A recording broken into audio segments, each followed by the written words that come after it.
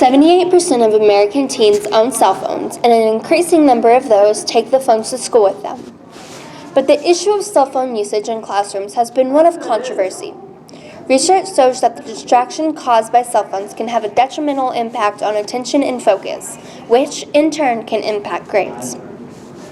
At Central Hardin High School in Elizabethtown, Kentucky, Principal Tim Isaacs says students who want to do their best need to be aware of how harmful their phones can be. I think cell phones are like anything else.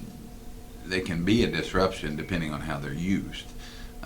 If a student's worried about their cell phone and texting or playing a game on it or doing anything that's not geared towards what the lesson is, then it's a distraction and it can take away from that.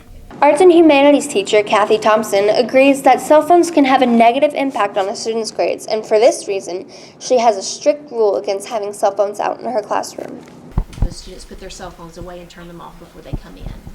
But sometimes they just can't help themselves and they have to check that phone or they have to make that text, and so it is a rule in my classroom for students not to do that, so I do take those phones and take them down to the office. Some teachers, however, have discovered ways for their students to use their phones in learning. I think phones can impact a student's grade in a positive or a negative way. It depends on how they use them. If I'm teaching a lesson and a student has their phone out and they're scrolling through, looking at the latest, what's up on Twitter, Instagram, or whatever they're checking out, they're obviously not paying attention to the lesson.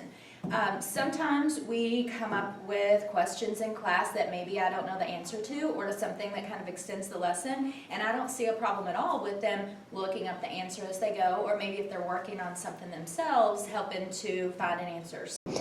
Freshman Alexis Hunt says she sees how cell phones can both help and hurt a person's grade.